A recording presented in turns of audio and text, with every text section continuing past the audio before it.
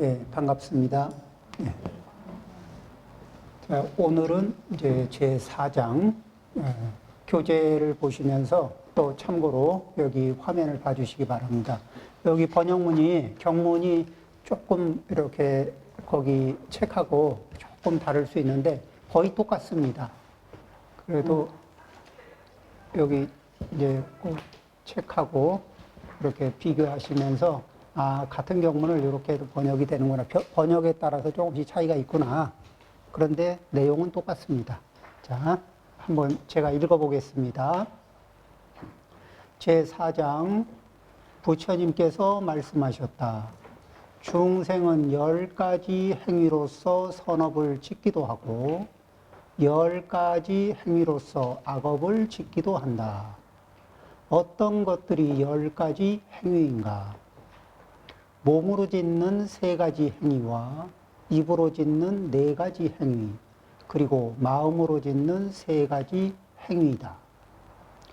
몸의 행위 3가지는 살생과 투도, 그리고 음행이다. 입의 행위 4가지는 양설과 악구, 망어와 기어다. 마음의 행위 3가지는 질투와 성냄, 그리고 어리석음이다. 이와 같은 10가지 행위는 성인에 이르게 하는 불법의 가르침을 어기고 따르지 않으므로 10가지 악한 행위라고 말한다. 이 악한 행위가 그쳐지면 10가지 선한 행위라고 말한다. 자, 이제 이렇게 해서 그러면은 여기 이제 하나씩 해보죠. 우리가 이제 그 불교를 모르시는 분들은 그렇지만 이 신행 생활을 해보신 분들은 천수경을 기본적으로 이렇게 외워보셨을 겁니다. 그럼 이제 천수경에는 10가지, 그러니까 살생중재, 금일참회, 투도중재, 금일참회, 이렇게 해서 10가지, 이렇게 십선업에 대해서 이렇게 외우는 게 있어요. 그러면은 중생은 10가지를 기준으로 해서 선업을 짓기도 하고 10가지 행위로서 악업을 짓기도 한다. 그러면은 어떻게 이 10가지 행위가 되느냐? 그러면은 이제 살생, 그 다음에 살생은 기본이 살인이 가장 크고 그 다음에 짐승들을 죽이는 게 2번째가 되겠죠. 그 다음이 되고, 그 다음에 파리 모기 잡는 거는 그 3번째가 됩니다. 왜 그렇게 되느냐? 이러면은,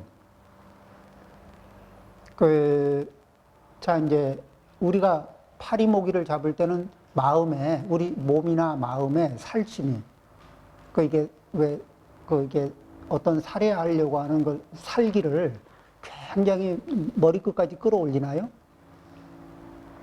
안 그렇죠?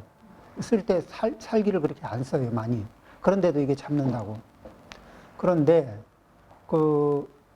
우리가 멧돼지를 한 마리 잡는다고 생각을 하고, 그래도 사람이 펄펄 뛰고 있는 닭이라도 한 마리 잡으려고 치면은, 이 제법 살기를 끌어올려야지, 이게 힘을 끌어올려야 이게 가능하지, 멀쩡하게 살아있는 놈을 잡으려고 하면은, 그냥은 어렵거든요. 그렇죠? 그런데, 그러면은, 사람을 죽이겠다 생각을 하면 이게 살기의 업을 보통 끌어올려 가지고는 이 결심을 10번 해도 불가능하거든요. 평범한 사람들은요, 결심을 10번, 20번, 100번 해도 사람 못 죽입니다. 그만큼이나 많은 살기가 모아져야 사람을 해칠 수가 있어요. 그 다음에 이제 오역죄가 되는 거는 사람 중에서도 부모님이라든지 아니면 길을 인도하던 스승이라든지 이런 분들을 해친다는 거는 이거는 일반 사람보다도 또 다르잖아요. 그러니까 거기에는 사람이 보통 악해지고 보통 이게 독해지지 않으면은 어려운 얘기입니다. 그래서 그런 행위는 오역죄라고 합니다. 너무너무 이게 업이 짙어서 이 참회가 잘 안 되는 거예요.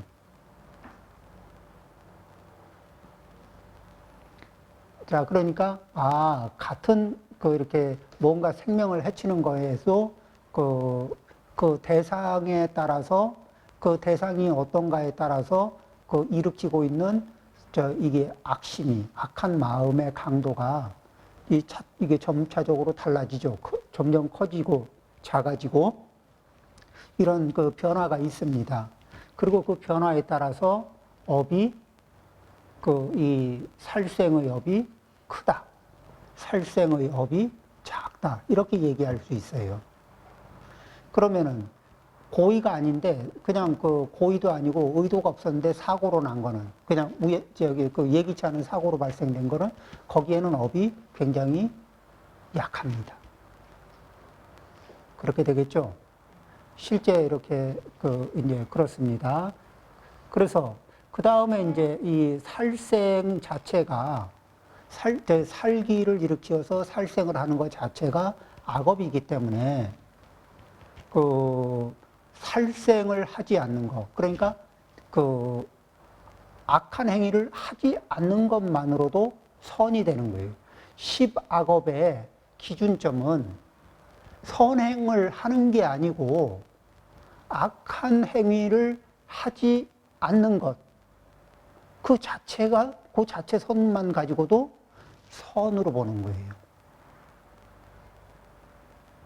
그래서 우리는 이 선을 볼 적에 선하다 이렇게 선업을 볼 적에 어떻게 보냐면은 한문으로는 지선,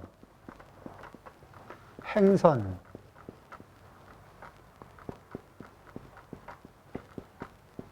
이렇게 합니다.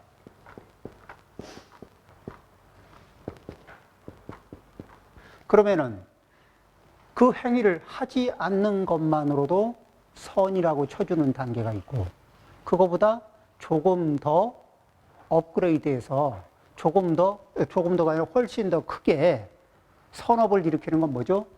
그 치는 것뿐만이 아니라 그것과 반대되는 행위를 하는 거예요. 뭐죠? 자, 생명을 죽이지 않습니다. 요거는 지선. 생명을 죽이는 행위를 그침으로 해서 선해진 거죠. 그런데 여기에다가 방생을 합니다. 그러면 죽이지 않을 뿐만 아니라 그냥 방치하면 죽을지 모르는 것들을 살려주는 거예요. 그러면 뭐죠? 아주 굉장히 적극적인 선이 되겠죠. 죽이지 않는 것만으로도 선이 되는 자리에서 적극적으로 살려줌으로 해서 이렇게 되면 어떤 행위가, 이렇게 방생을 하는 행위가 이루어지면은, 방생은 그 목숨이 끊어질 위기에 있는 생명들을 목숨을 연장시켜 주는 거고, 그 다음에 근심과 걱정, 불안, 공포에 의해서 목숨이 줄어드는 환경. 공포에 계속 누적되면 사람들이 수명이 줄어들거든요. 병을 얻게 되고. 그런 상황들을 피하게 그런 상황을 해제시켜 줌으로 해서 그 생명 연장을 도와줍니다. 그렇게 되면 그것도 방생이 되거든요. 그러니까 그런 행위를 하게 되면은 다른 사람의 건강이나 또 이 건강 장수 이런 문제에서 도움을 주는 거예요. 다른 생명이 건강할 수 있도록, 오래 살 수 있도록 그렇게 도와주는 행위를 하거든. 그러면 그런 행위의, 그런 업의 과보는 무엇이냐? 바로 자기 자신이 금생이나 다음 생엔 더 건강하고 더 장수하는.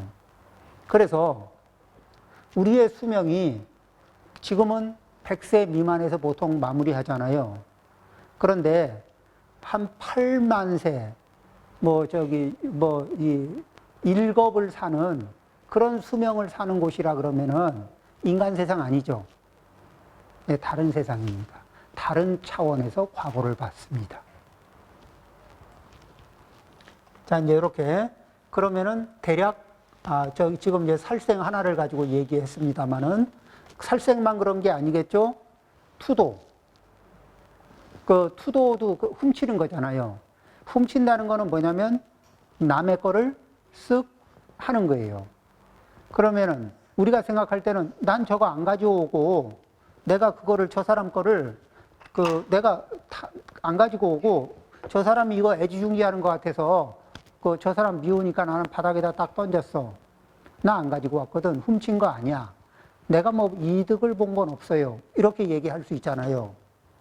그런데 부처님이 말씀하시는 훔친다는 행위는 무엇을 기준으로 하냐면은 원소유자가 자기가 소유하고 있던 물건을 누군가의 행위 때문에 가치를 잃어버리거나 용도를 잃어버리면은 소유를 잃어버리거나 이런 행위가 발생되면은 그 사람은 똑같이 뭐죠? 누군가에게 도난을 당한 것과 결과가 같죠.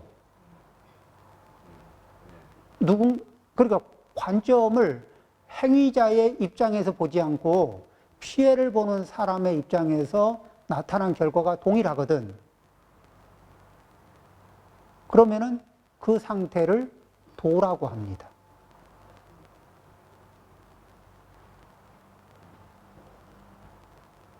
그러니까 도라고 하는 말 한마디에 담는 이 행위가 많습니다. 그러면은 여기에서 현재 우리가 이제 자꾸 이렇게 훔치게 되잖아요.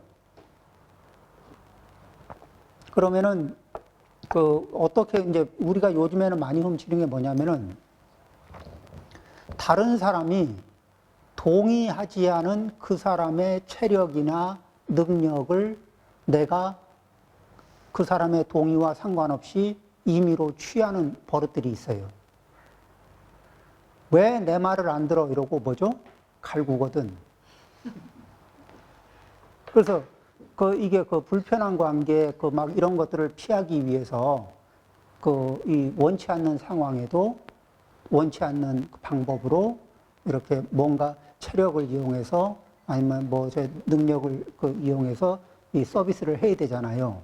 그러니까 동의하지 않은 서비스를 갈취하는 것도 이 도에 들어갑니다.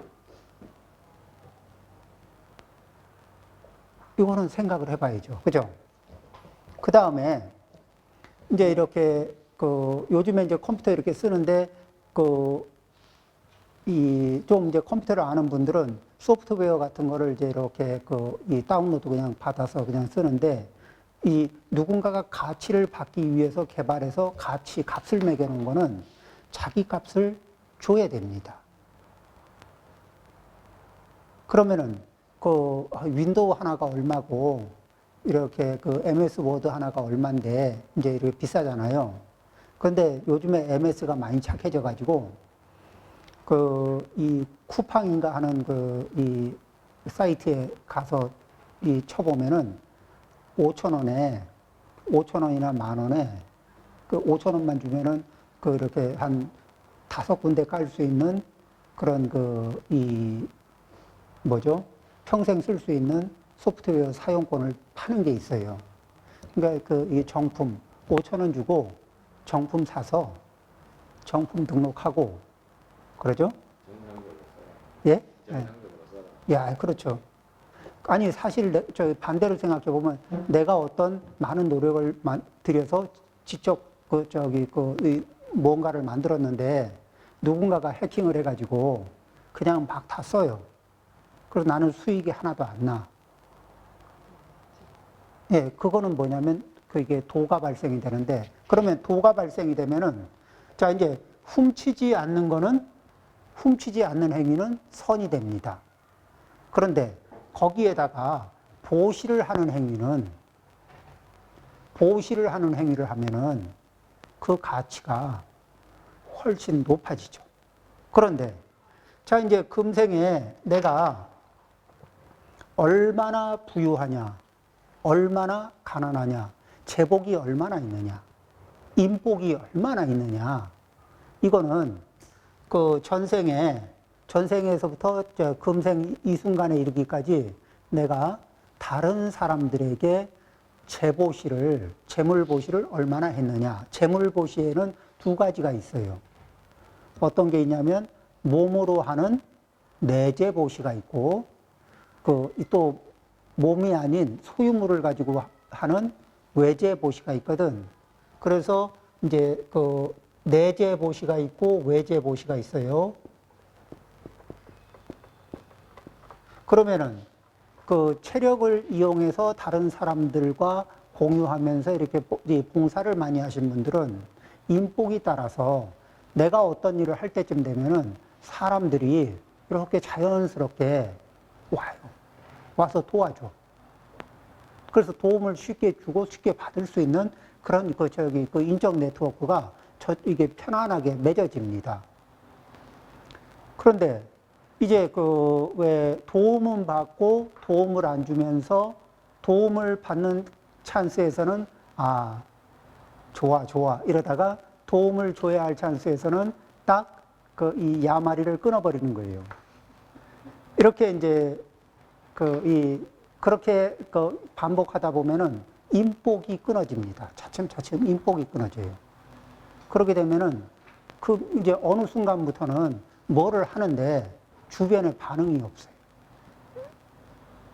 도와주는, 앞에서 뒤에서 도와주는 기운이 끊깁니다. 그 다음에 제물로서 이렇게 보시를 하거든요. 제물로 보시를 이렇게 하면은 제복이 쌓여요. 그래서 어떤 분들은 이 보시를 참 많이 하거든요. 그런데 보시하면서 평생 보시하는데도 또 보시할 게 생겨서 또 보시하고 살아요. 그런 사람들이 있는가 하면 내 거를 많이 아끼면서 살았는데 그런데도 늘 궁핍할 수도 있어요. 그래서 우리는 내 형편에 따라서 이 무리를 해가면서 이렇게 삶이 이렇게 흔들릴 만큼 보시를 하기는 좀 어렵잖아요. 그런데 내 형편에 맞게 보시를 하더라도 거기에다가 그 보시의 가치를 높이는 방법이 있습니다. 그게 뭐냐면은 이 정성을 좀 바짝 담는 거예요. 이 정성을 가득 담고 풀 에너지로 마음을 가득 풀 에너지로 정성을 담고 그 다음에 마음에 공경을 담습니다. 이 마음 안에 공경을 가득 담아서 그렇게 해서 보시를 하잖아요. 한번 볼까요? 누가 이 거만증을 떨면서 눈을 저만큼 천정 위에다 달아놓고 이렇게 내려다보면서 보시를 해주면은 그거 받는 느낌이 어떨까요? 누가 나를 이렇게 알로 한참 내려다보면서 이거 불쌍한 것 이러면서 그러면서 보시를 하고 있다든지 에이 못난 것 이러면서 보시하고 있다면은 받아야 되는 형편이라도 짜증이 나고 그러죠? 안 받을 수 있는 형편이면은 안 받고 싶어지겠죠? 그리고 설사 받더라도 안 받더라도 은혜가 쌓일까요? 은혜만 쌓일까? 아니면 원망도 쌓일까? 그게 다 내 업이 되는 거예요. 그렇죠? 그러니까 우리는 나는 습관적으로 이렇게 알로 내려다보면서 그러면서 그냥 복을 지었으니까 내가 지금 복만 생각하는데 그런데 복을 짓는 그 행위가 굉장히 중요한 거예요. 그래서 그거는 이 복을 지으면서 내 태도를 다듬는 건데 그때 상대에게 정성스럽게 상대를 공경하면서 이렇게 공경하는 거하고 똑같은 에너지인데 하나는 뭐죠? 자기를 하심하고 자기를 겸손하게 갖는 방법. 자기를 겸손하게 가지려면 쉽지가 않거든. 이게 자기를 낮추는 게 사이즈 이렇게 그게 그냥 힘들어요. 그런데 똑같은 방식이 상대를 공경하면 돼. 그렇죠? 그러니까 상대를 공경하게 되면은 나를 굳이 많이 안 낮춰도 상대를 이렇게 공경해 주면은 공경하면서 보기 때문에 그런 문제가 저절로 소멸돼요. 그러면서 또 자기 자신을 겸손하게 가져요. 나를 겸손하게 가져서 무엇을 하려는 거냐? 우리는 무아의 상태에 한 발 한 발 다가가는 겁니다. 나를 겸손하게, 나를 하심하면서, 그러면서 나 자신이 내 아상의 영향권으로부터 한 발 한 발 벗어나는 거예요. 누군가가 나의 자존감을 부시고 들어올까봐 걱정스러운데 그건 내가 이 아상이 있을 때까지만 가능한 문제입니다. 내 아상이 없는 상태라면은 부실 상이 없어요. 부실 자존감이 없습니다. 그렇죠? 그러면 이제 여유가 생겨요. 부실 자존감, 이게 부실 자존감이 없으면은 어떤 문제가 발생이 되느냐. 부처님 당시에 어느 바라문이